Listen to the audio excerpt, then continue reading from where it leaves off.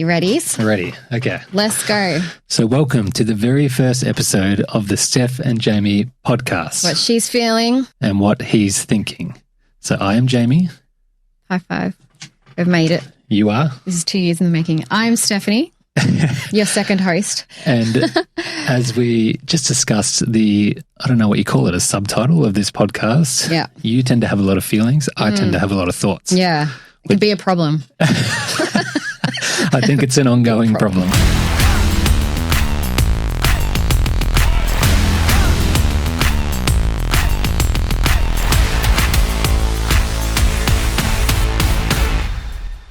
I also have feelings, of course. You also have thoughts, but one of the things that we've found being together for nearly 9 years now is that seems to be the language in which we speak. Mm-hmm. I speak my thoughts. I speak with logic, as the male, as the masculine. Sometimes I think you speak alien, but... Okay. So, sometimes I think the same about you. So many feelings. Hard to keep up with. Yeah. But we will be talking a lot about that in this podcast, as well as a lot of other things. Many of you will probably know us if you're here for the very first time, or if you do know us in the past, you'll know us from fitness or from training, strength training. That is what we've been doing for the last decade, which we'll dive into a little bit. But that's been predominantly what we've done over the last 10 years. Yep. So this is going to be a little bit different because we're going to dive into various different topics and different things where nothing is off limits. Yeah. Anything off limits? No. Nothing. I don't care if you don't care. So nothing is off limits, but we will be talking a little bit maybe about training, a lot about relationships, I'm sure. Even kids, teens. Business, fitness, all of it. Failures, successes. A lot about our journey, and hopefully this podcast can be a little bit of a way that we can connect with you a little bit deeper, whoever you are listening. So we haven't really been able to do that. We haven't been able to do that on the general social channels. No. And I haven't wanted to. I've never felt like it's been a safe place for me, but I feel like being away from social media, even though this is going on social media, it's just different though. I'm in a private room. I'm not filming in front of people. I'm just like, we're just here and we're hashing it out. And I feel like it's a place where I feel comfortable with you here by my side to be vulnerable. So I can hold your hand. Oh my gosh, cringe. You know those couples in the gym? Yeah. We were that couple when we first got together. We should tell the story about how we first got together. Well, that was what this that's what this first episode, was going to be about. I think it's probably a good idea to set the stage, set the scene as to how we got together and a little bit about ourselves. Okay. So when did you actually meet me? So it wasn't, obviously we've been together nearly 9 years, but we were friends for ages before that. But then I knew you when you were almost a baby. So the very first time I met literally. Stephanie, nearly, the very first time I met Stephanie, and this is going to sound like a little fairy tale, but it is true, I did partially fall in love with you. What's partially mean? Well, I didn't know you. What's with the apprehension? I didn't know you, but when I saw you, something about you captivated me more so than I'd ever been captivated before. And that's not a joke. I even messaged a friend and I said, oh my God, I found the woman of my dreams. At that stage, I was probably 17, maybe 18, very young. I am now 31. So that means that we have known each other for 13 years. So a long time either way, but we didn't actually get together for a long time after that because, as I just mentioned, I was very young, and whilst I found you incredibly captivating and attractive, you had two little gems that I thought to myself, oh my gosh, I am not prepared for that at that stage in my life. So let me get this right. When you saw me and you fall in love, I'm assuming that my kids weren't with me at that time. No, but I soon found out that you did have two very young children at the time. Found out or saw?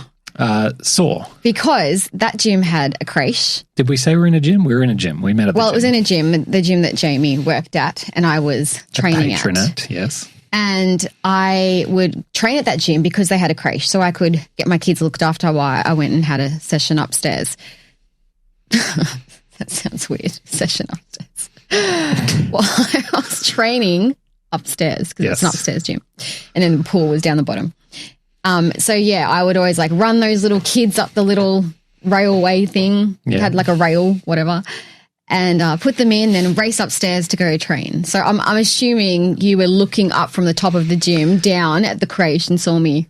No, actually, because I started working at that place as a lifeguard. So the pool, before you were up at the gym. Yeah, there was a pool down low, and up high was a gymnasium. And at that time, I was still in school or just finishing school, and I wasn't qualified yet as a trainer, so I couldn't have worked up in the gym. Yeah. But I did get qualified as a lifeguard from a very young age. So I was on pool deck, manning pool deck, and where the pool was, the creche was right next to it, so you had to walk past. And I think, when you walked past the first time, I didn't see you with kids at the start. I saw you walking up to the gym, but then obviously I soon found out. But that wasn't even a factor. I was quite captivated by you, regardless. But I was also just at a very different stage of my life, very young, very irresponsible, and just happy doing my own thing. Because I'm 5.5 years older than you. You are, yes. Yeah, so I was obviously at that time gone through a divorce. Yes. Had my kids to my ex-husband. I think you were in the process of going through your divorce at that stage. Yeah. Yes. Yeah. So anyway, fast forward a little bit. We both got into different relationships shortly after that, which was fine. But we, I guess, stayed... Friends. I wouldn't even, friends, not even necessarily friends. Like not friends that hang out, just people. hi, bye. Yeah, we saw each other there and we were friendly. But weren't friends hanging out. Yeah. And neither of us pursued anything. But over time, we, gradually got somewhat more familiar with each other on a friendship level. I then, after I finished... So I transitioned from being a lifeguard into a gym instructor, personal trainer. Shortly after that, I worked in there for a couple of years and then decided to branch out with a friend and said, let's open up a gym of our own. And at that time, we were looking for trainers and you just so happened to be a trainer. So I came over to you one day at the water fountain where all the magic happens at the gym. The water fountain. The water fountain. It's where all the animals get together. Yeah. And I said, hey, I know that you're leasing a space at another gym. We're looking for trainers. Do you want to come on board? You said you'll think about it. Anyway, we moved into the gym, set it all up. You came and had a look at it. Turns out you liked it. And you said, yes, let's do it. That was probably maybe 3 or 4 years after we first met. I think I opened that gym when I was 21-ish. Yeah. And then you started working there. You started training clients there. Yeah. We opened the gym. And then over the course of still 2 years after that. Being friends, seeing each other every day at the gym. Yeah, there was still nothing romantic, nor was there even any romantic intent. But as things progressed, obviously I was quite attracted to you physically when I first saw you, but there wasn't a spiritual... You're making me sound like I'm the hottest thing on this earth. Well, the way that you're talking. I think you're really sexy. But anyway. I'm an acquired taste, I think. Wow. Beg to differ. Anyway, yes, we didn't have an emotional or spiritual connection at that point. As we started to get to know each other a little bit more on a deeper level, that's when the spark sort of really took off, at least for me. Well, the thing is, the only reason we got to know each other really well, where the sparks were actually flying, is because I asked you to teach me. This gym that you opened up was really focused on powerlifting and strongman and all that kind of thing. And I was doing PT with my own clients, and it was girls, which was based on, a bit of bodybuilding and fat loss and cardio type exercises. And I remember seeing everyone in that gym just like lifting heavy stuff, bleeding out their noses, chalk going everywhere, people like cheering people on during heavy lifts. It was just the atmosphere was insane. And I really wanted to be a part of that, because we would always look on and hear everyone shouting at the other end of the gym. And my girls would be going like, what's going on over there? Like, what are they doing? And I'm like, that's powerlifting, da-da-da. And I didn't know anything about it, because when I did my personal training certificates, they didn't teach you any of that, So I came up to you and I'm like, can you teach me that? Like, can you teach me what that is? And you said to me, if I'm going to like teach you, you're going to have to do it yourself. Like I'm going to teach you, like you're going to be the one lifting, you know, don't just sit and watch me with my clients, like you do it. So that's actually how I got introduced to powerlifting, which I ended up putting all over social media and absolutely love and still do powerlifting movements to this day, but really fell in love with the heavy lifting scene when you were teaching me how to do it. But that's when we really connected, because during, you know, our personal training sessions, by the way, it wasn't really personal training because you wouldn't let me pay you. And now I know why, because you didn't want to be unprofessional and date a client. Oh, you're a colleague, not a client. Well, either way, I was like, I wanted to pay you for your time, but you're like, no. So anyway, we did that and then ended up having lots of conversations in between sets and afterwards, and then really just connected and found out that we had more values and spiritual alignments. And we definitely didn't connect through lifting. Lifting was a byproduct of a deeper connection, which was, as you said, I think values, morals, beliefs about lots of different things just seem to align. And I think both you and I are very deep and intense people, which is somewhat rare. A lot of people keep things to the surface, which I find somewhat frustrating. But when it came to our conversations, nothing was on the surface. Everything was very deep. And I think I just connected with you, or we connected with each other on a better level than I had with anyone before. And that was when I knew, oh shit, I'm in trouble. Because that was when I guess my feelings for you changed quite significantly. And it was at that time also that we were both coming out of relationships as well, and where we had an opportunity to get to know each other on a romantic level, which happened shortly after that. So, yeah. And then that's when everything kind of started. Yeah. But it took a while. And just to be clear as well, although I was attracted to you, you often say you weren't so attracted to me. You make that sound so harsh. It wasn't like that. You know how some people have like an immediate attraction to someone and they're less like, oh my gosh, like that person's like whatever. For me, I always viewed you as a friend. I had friend zone you. So I wasn't looking at you in that way. I was always like, oh, Jamie's so nice. He's such a good person. He's like friend, like someone you can call on for a coffee and I feel like guys and girls really can't be friends. You never called me on for a coffee. We did have a coffee. And you came like during that coffee. What happened at that coffee? Well, we were kind of flirting a bit off and on. But at that coffee, we went out. It was just like Christmas and it was like finishing up our PT and everything for the year. And you're like, let's go for a coffee. I don't know if you asked me or if I asked you. But anyway. I think you asked me actually. Did I? Yeah, I think you did. Stephanie loves her coffee. Got one here today. This is my third. And then I remember you saying to me at the coffee, right? Something really, you said something really awkward and very like shocking to me, actually. I was shocked because this had never happened to me before. Because you thought that you had friend zoned me, but I wasn't friend zoned and I proved it to you. I said something along the lines of, so why are we getting this coffee? What are we doing here?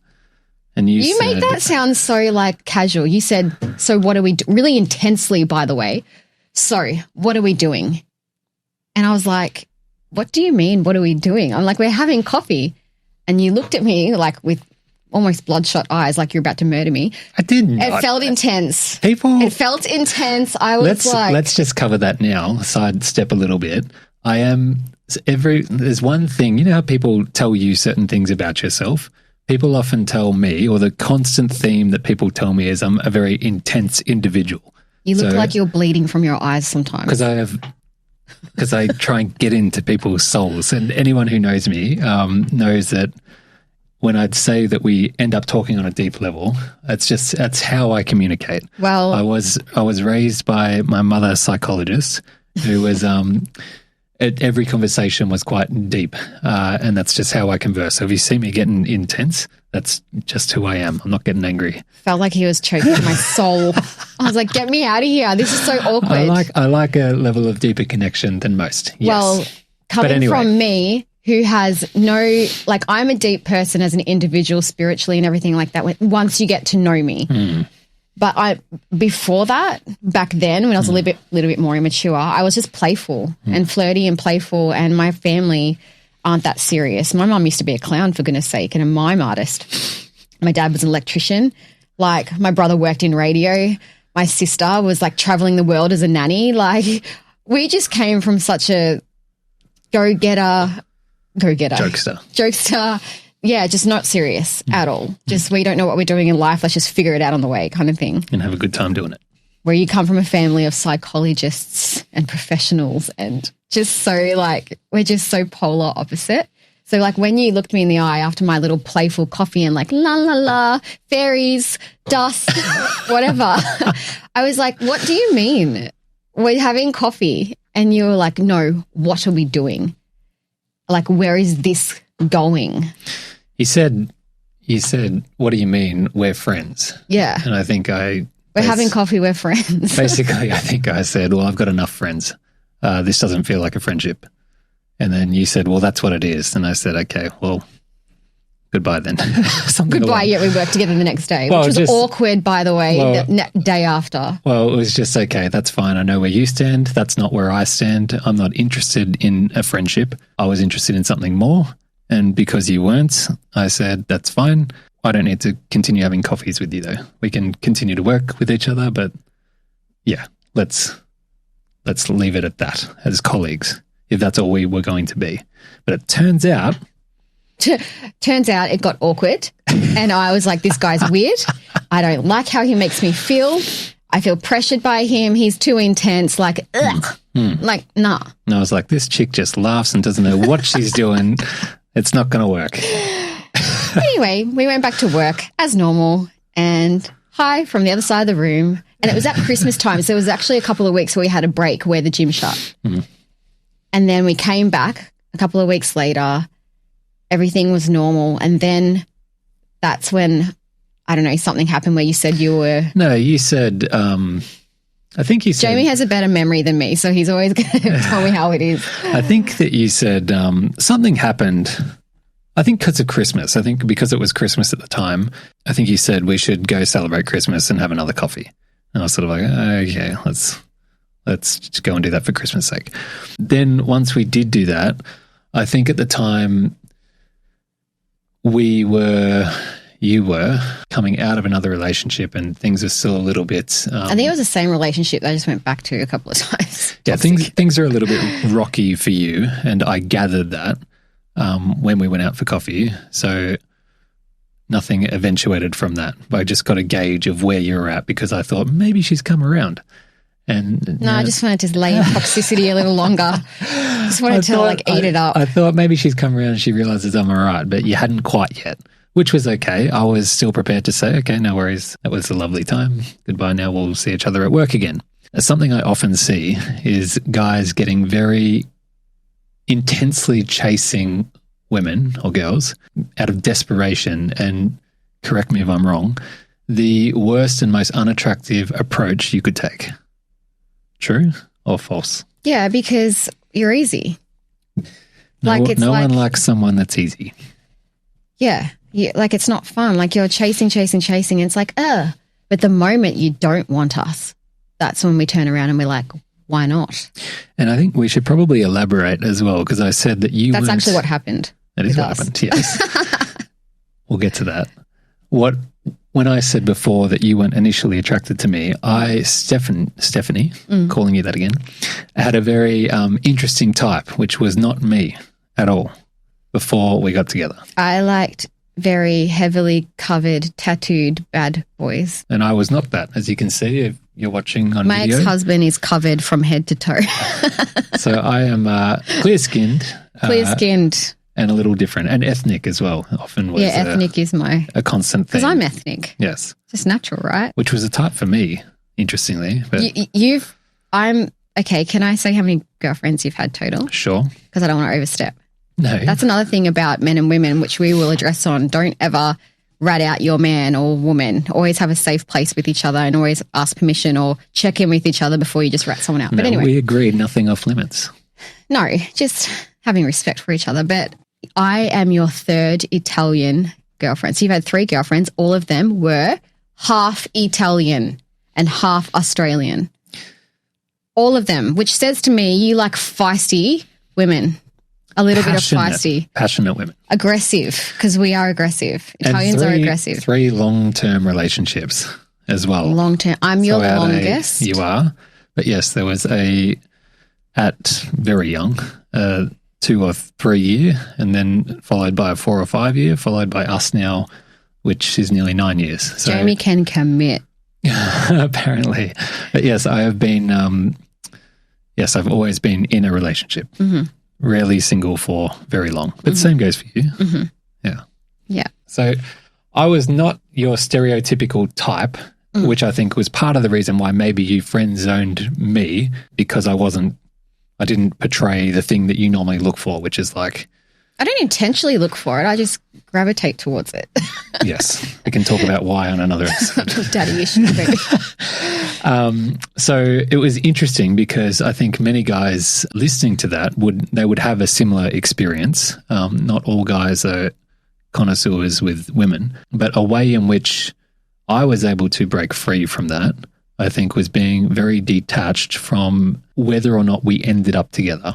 I had built a bit of self-esteem in myself at that point in time, and I thought to myself, I'm a good guy, and I think she'll see that, and if she doesn't see that, then it's her loss.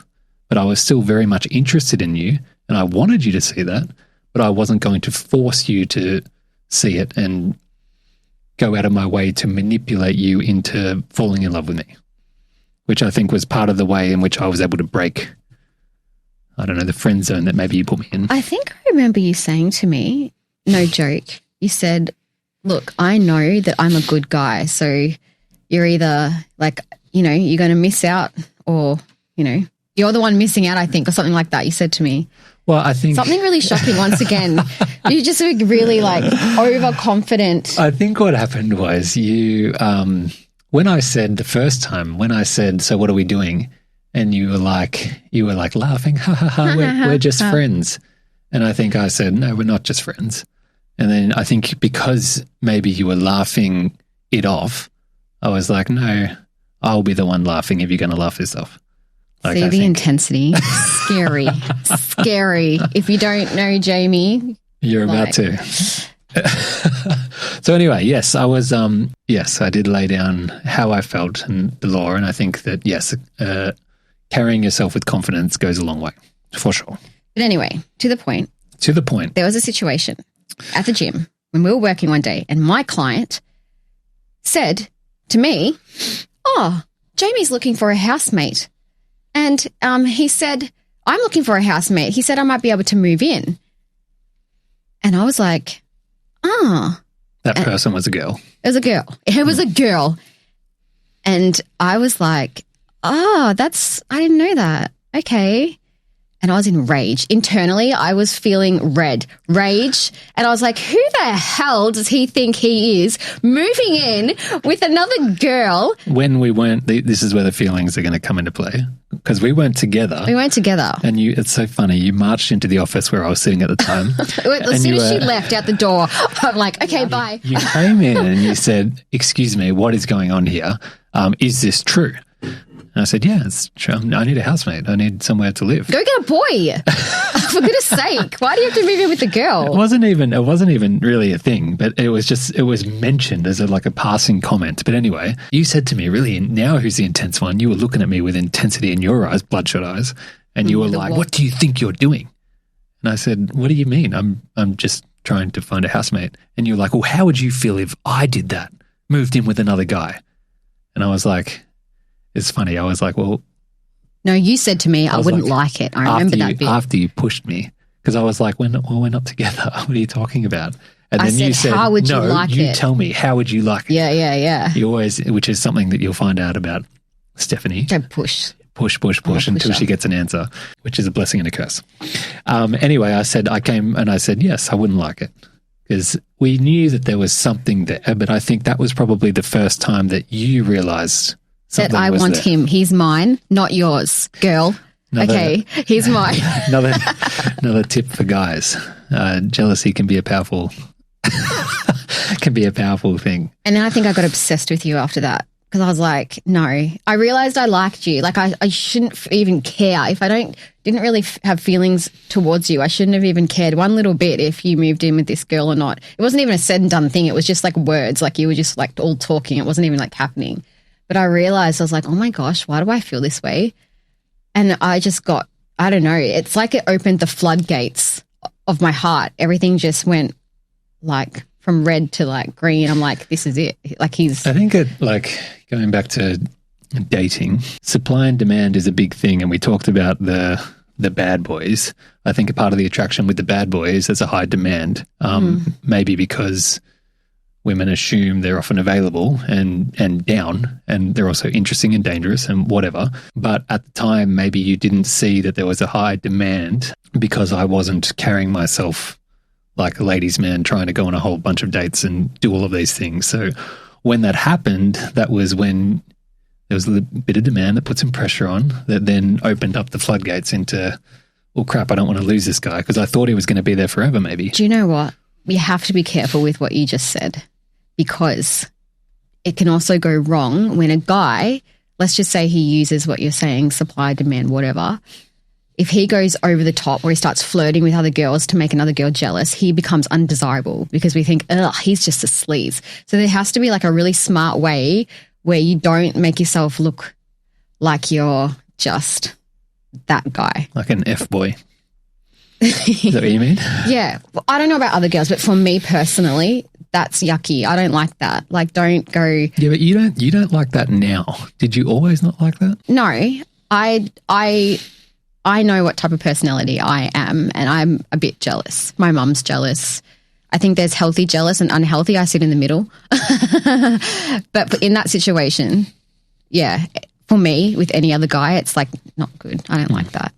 Yeah, I don't want to have to compete with all of that. You know what I mean? Girls don't want to have to compete with other girls. They want to be like the apple of the eye. I think it goes to who the girl is and the upbringing that they might have had. Maybe, but like a person who's maybe got their crap together a little bit more and a little bit more mature does not want to compete with other women. She wants to be the one. Because it seems to be earlier than the age of, let's say, 28, which just so happened to be the age that we got together as well, by the way. Earlier than that, it's whoever is the most dangerous and desired is the most attractive. And then after the age of 38 tends to be who is the most secure and established and trustworthy guy. And the attraction flips. I think maybe generally speaking, general pop maybe, but I feel like for me, I'll fight my case. I don't think I've ever been like that where I've wanted to compete. Yeah. And if I have, I've wanted to wipe those other ones out quick. Well, that from a guy's observation then, what I think is that's definitely what I see culturally. That's for sure. Yeah. Tends to be many girls will get themselves in a position where they have lots of tumultuous relationships early on until they find Mr. Right. And Mr. Right often doesn't look anything like the ones that they picked at first. But then turns out the guy that they didn't even know was there turned out to be just what they needed all along. Do you think the same goes for men with women? Like attraction first? Or do you think that they should be... Yes, I think that guys will often just look with their eyes and they will discard the emotionality of the woman and their connection spiritually. I think, you know, if she's available and if I find her attractive from a young age as a guy, then maybe they're probably going to be open themselves up and make themselves available. And they will excuse also a lot of toxic behaviors because they're so desperate to have someone to be there, to cater to maybe their needs. But I think as you mature as a guy, you realize that it should go well beyond just physical attraction. There needs to be a far deeper connection to make something work long term. But I think sometimes in those earlier periods of the guy opening himself up, he becomes a bit of a beta or simp, they call it, where he just like lets her, because she's beautiful and everyone wants her, walk all over him because he's scared that she'll leave. And then because he's being a beta and not his natural masculine self, she becomes unattracted to him and screws him over anyway. Very true. Yeah. It's hard. Dating's hard, man. I think a lot of girls and women misunderstand I think a lot of girls often think that guys have the same experience that they do, where it's like, it's normal where someone comes up to me at the bar and buys me a drink, and really that never happens to you? Or as a guy, maybe a girl thinks, really? Like, girls aren't messaging you in your DMs saying, how you going? Like, for most guys, that is not a thing. Like, they never have that experience ever. And like, you got to remember that, like, it's something like, I don't know the exact statistic, but it's something like 10% of men will get 80 or 90% of the women, because there's a very small, minute category of guys that women find desirable at that point. But for them, like the majority of guys, like, they're not having that experience, and they inevitably will turn into more of the beta type personality. Beta meaning, to construct it simply, someone that puts someone else's needs before their own. Whereas the alpha, if we have those two things, the alpha is someone that will place their needs before someone else's. That's a very simple explanation, but you get the drift. You see guys all the time doing whatever it takes, bending over backwards to keep a woman happy, whereas the alpha will say, no, I'm living my life and I'd like you to come along, but they're happy doing their thing. Can we circle that back to our relationship? Sure. When we got together, you were the masculine one. What's the word? Like beta and what else? Alpha. You were the alpha. And then you turned into a beta. Which is another very common thing. And for about a good 4 years, you were a beta and became unhappy, and I became really unhappy because I didn't want you sacrificing everything for me and just putting me on a pedestal. I wanted to like get behind you and help you grow into, I don't know, grow what you were doing. Yeah, we probably need to elaborate more on the story before we get there. So we got together, right? Because people haven't even heard this. We got together. I started training you in the gym, and then one day you were already doing a bit on social media, had built up a bit of a following, and I said we should start filming. You should start posting workouts. You're a trainer. People would really enjoy it. And I just so happened to be somewhat interested in media and videography, photography. So I said, I'll do it for you. We started doing that, and that's when things like, from a social standpoint with your social media, really took off. And then all of a sudden, lots of different opportunities started coming our way. When I say our way, your way, but we always worked as a team or a partnership. I've just always been behind the scenes, helping with the media and the managerial side of everything. But yes, I feel like we've always done this together.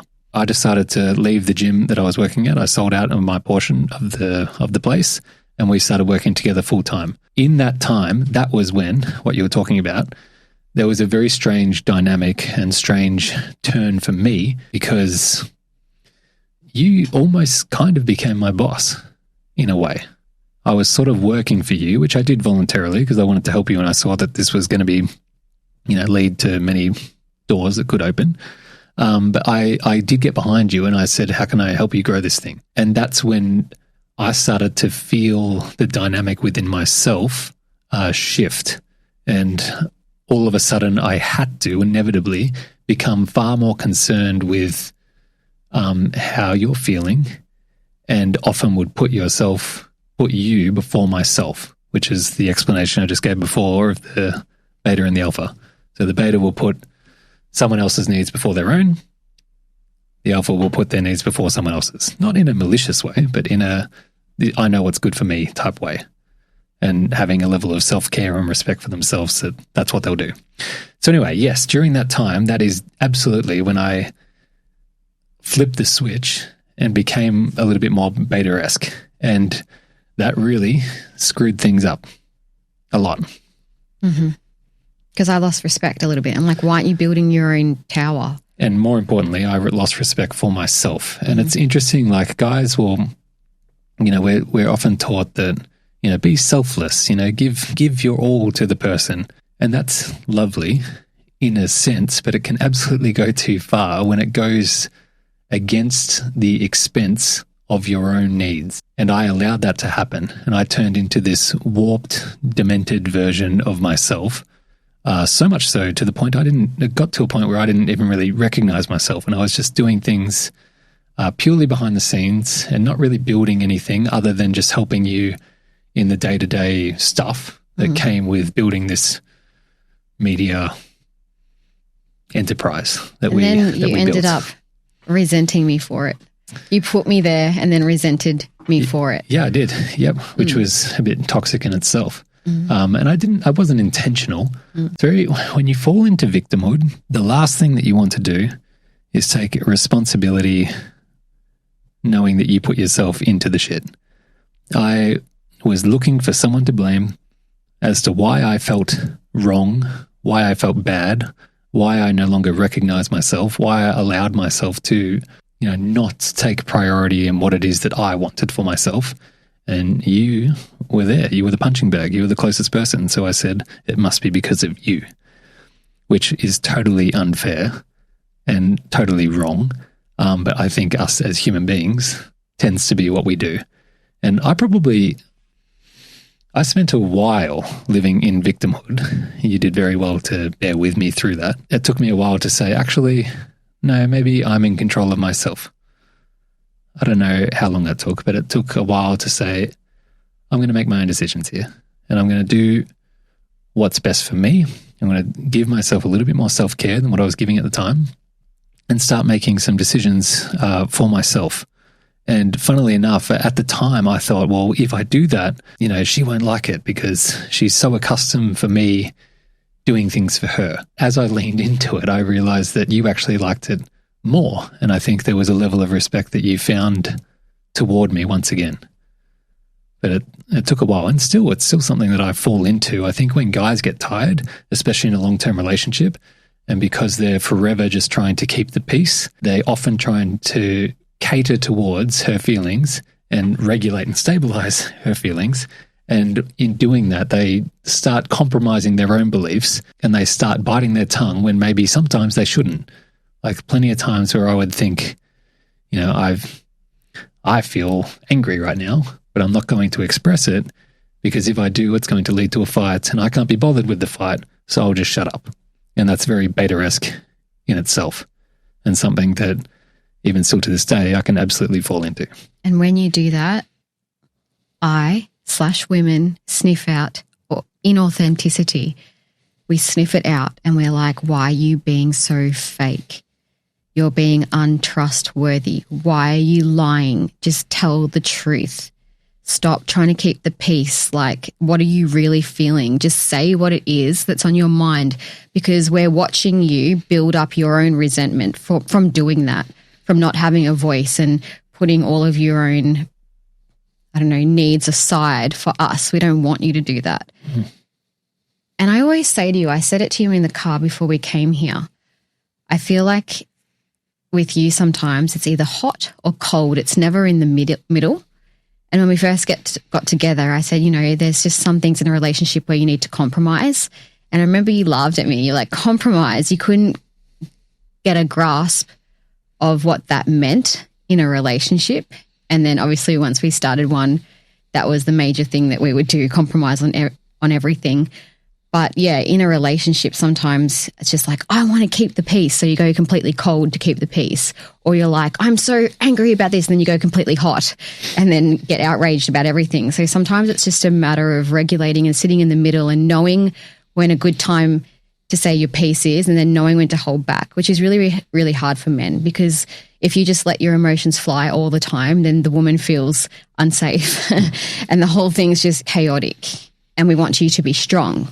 So it's like a matter of finding that middle ground of like, how can I be authentic with her in the way that I'm feeling so I can get my point across without causing a tsunami in my relationship with her. So it's like, I guess a part of this podcast as well is to give men and women tips on how to do that, how to have a healthy relationship where you can speak freely without judgment, keep the peace, but also get through the tough times and grow without holding back. So it's like, I feel like for us personally, we've done a lot of growth in those areas and we've had to because we work together 24/7. Like you and I are around each other 24/7 of the day. Like you don't go to your day job and I don't go to mine and then we don't come back at nighttime and meet up and talk about the day. Like we are around each other all the time, which means we're faced with each other's problems head on without a break, and we have to sort it out, because if we don't, like, one of us just breaks down. Yeah, I think to set the scene, because we kind of skipped over it, to set the scene, we now continue to work together to this day, and we've done a few things together, but everything has been together. The one constant has been the social media, or the media, if you want to call it a media company, is what we kind of do. We then launched clothing and now offer training services through a fitness app called Lift It. Everything that we have done has been together, and that has been great, but also presented with many of challenges. Couples that work together will understand, I'm sure, what I'm referring to.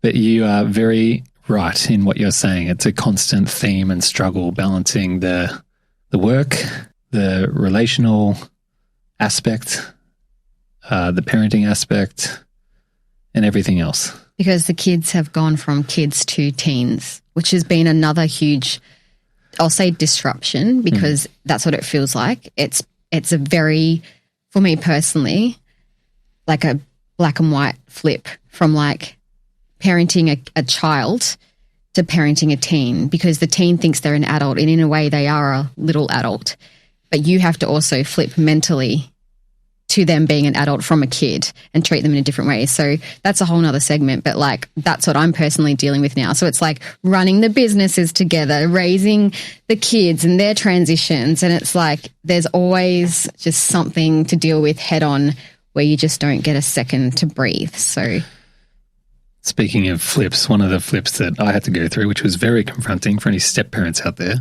at the age of 23, all of a sudden I found myself nearly a full-time father of 2 kids. At the time were aged 6 and 8. And I was 23. And we moved in together relatively quickly. They were with you or us 80% of the time, 85% of the time. And that in it of itself was pretty life-changing, let's put it that way, and required me to learn and adapt a lot. And that's also been a constant theme through our relationship. And that's something that we can dive into a little bit more as we progress, I guess, with this podcast. But I think we should circle back now. We've set the scene about what you said before, because it's something that we've both gone through, which is you mentioned how I switched off for a while and stopped speaking my feelings, stopped saying what I thought in an attempt to try and keep the peace. You would confront me about that and you would say, stop doing that. And it took me a long time to actually hear you. Eventually I did hear you, and I went through a stage, which I'm sure you'll remember, where I just started saying everything. Like a machine gun, which you were reading all those books on men too at the time, because once you get like a subject in your mind, you will buy 17 books on that subject and then just go head heels and just like study it till the end until you figure out the biggest. It's interesting even saying what I said before, like all of a sudden I went from zero responsibility in my life at age 23 to now having 2 children in my immediate care, as well as a business which I had never set out to do, but we just sort of landed in, and then was forever changing and evolving quite rapidly. And I went through a real crisis of who the fuck am I, like as a person and as a guy. And it took me a while to reconcile. I was going to say the transition from boy to man, but I think a better way to describe it is the transition from having no responsibility to having a lot of responsibility, which I think is partly the differentiation between both boys and men in that transition. But that was a real challenge for me, hence why I did do a lot of reading and investigation into that, because I was thrown in a position where I had to, otherwise it wasn't going to work. I had no choice. And yeah, that was challenging. But during that time when I was trying to work out what all of this meant, like who was I supposed to be now? One of the things that I did do was I went from, not speaking my mind to speaking too much of my mind. And it felt good at the time, but ended up in a bit of a disaster where I was just like, I would feel something and I would try and say it. And it took a while to work out what should be said and what shouldn't be said. Maybe that's a wrong way of describing it. So often you hear, especially in relationships, like people will say their truth and they'll say it in an aggressive way and they'll say, well, that's just my truth, without too much concern, like care or concern about how it might affect the other person. And it took me a while to realize that just because I might be triggered or I might feel something doesn't mean I need to blurt that out straight away. I need to take a second to work out what's going on internally, discover where that's coming from, and then, find a way to relate that to you in a way that's going to be received and understood. And I think that that's something that, took a while to learn, that's for sure. Clearly, throughout our story and our journey, there's been a lot of ups, downs, and self-discovery. I remember one day when I was going through my who am I as a person and as a guy and as a man and where do I fit in this world? I got quite insecure, and I remember one day you told me, you said, you just need like an alter ego. You need to put like you need to just, I can't remember how you said it. Do you remember how you said it? I think I said you need to like put a hat on or something and become Chad. That's another, we can dive into that. You said, if you're sick, actually, I think I remember what you said. You said, I think I said to you, I'm just sick of being me. And you said something very powerful, which was, we'll be someone else. Mm. And then you said, maybe you need like an alter ego. And then that like led me into another deep dive, something that I often do. I bought a book, The Alter Ego Effect, which is something you read not so long ago as well, which we both found very helpful. And it was such an interesting concept because I was really fixated at the time when you don't know who you are and you don't know what you stand for necessarily. And if you find yourself in a lost place, you want to know the answer to that. And I wanted to know, like, well, who am I? I was trying to be my authentic self, but the concept of being your authentic self and being the same in all situations is so wrong. Like, the way that I speak to you is not the same way that I speak to the kids. It's not the same way that I speak to someone in a business meeting. It's like we're all different. We all have different circumstances. Therefore, we become different people. But when you start asking those really difficult questions of, well, who am I?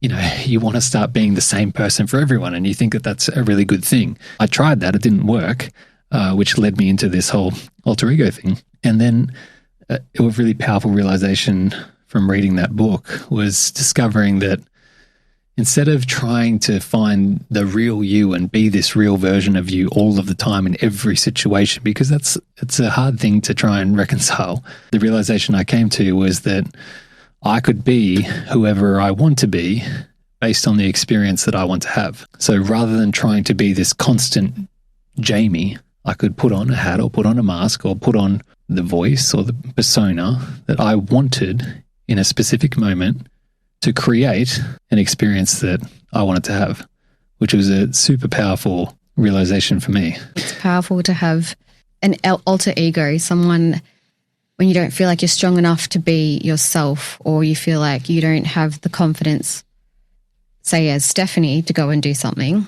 Say I don't have the confidence as myself to go and do something. I can put on, give myself a name. I'm Hannah, and I can put on Hannah, and Hannah is confident, and Hannah's not scared of going down the street by herself, and Hannah's not scared of, dealing with conflict. I can be Hannah, and then Stephanie gets protected, but maybe I might learn something from Hannah. So it's like, I feel like, especially in what I do, an alter ego can be very helpful when I'm feeling extremely tired from the demands of mum life or social media or work. It's like put on a different personality to get.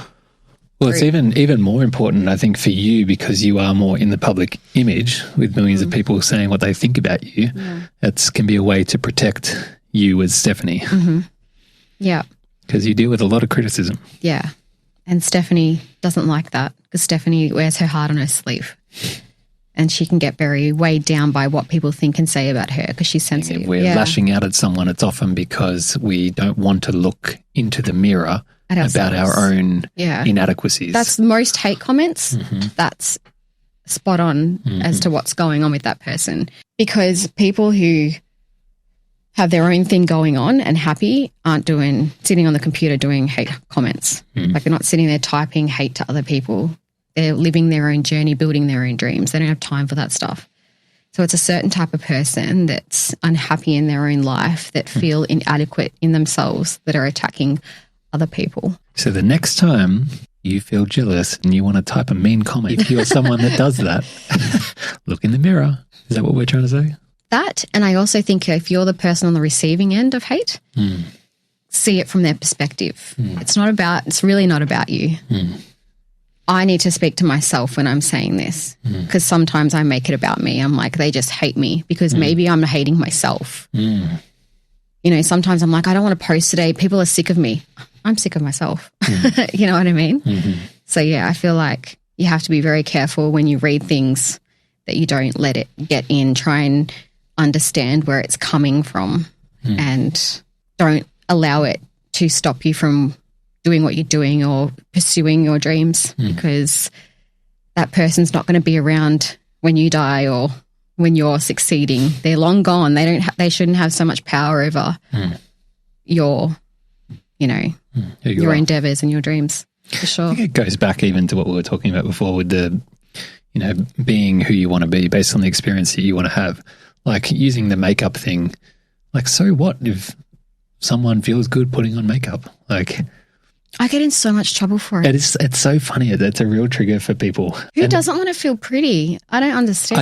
I think that many people think that, well, she's doing that because she's so insecure, failing to realize that, like that's a part of like something that you're just interested in. Like you enjoy being expressive and creative in what you do. It's also like a ritual that you have each morning that allows you to listen to a podcast or an audiobook or something like that. It was always a really special moment for you. I remember even being as a young single mum, like that was your moment in the morning to get up and do that. So A, you feel good about yourself, but B, it's almost like a way that you were forced to spend time with yourself when you were so chaotic and busy.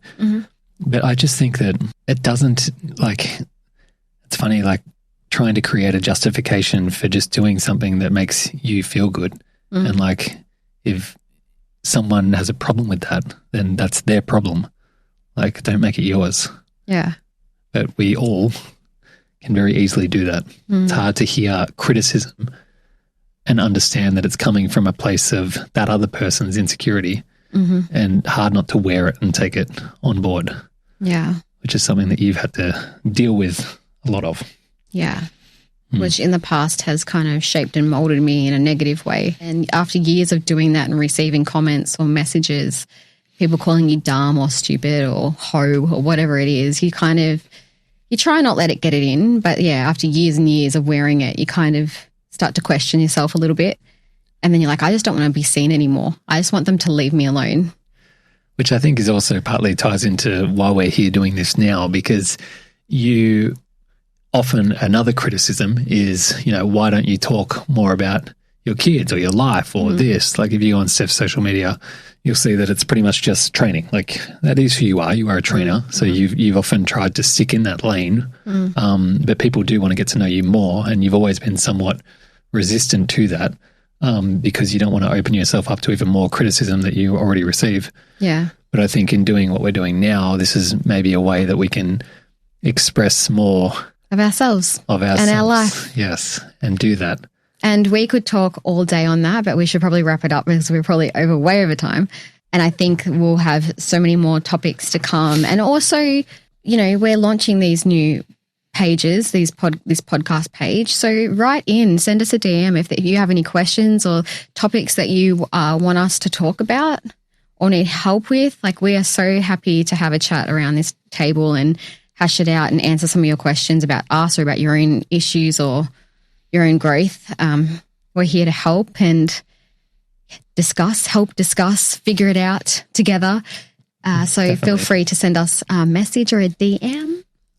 And as you said, we are very much scratching the surface. I think we wanted to do a little bit of an introduction into our story, how we met.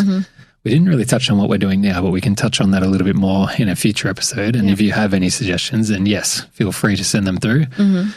Otherwise, subscribe. If you're on YouTube, subscribe. If you're on podcasts. If we have a YouTube at this point, please subscribe.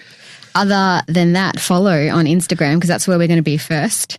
We are new to this and thank you for your patience. And I hope that you did enjoy this episode with us and leave us some feedback because we're always open to it.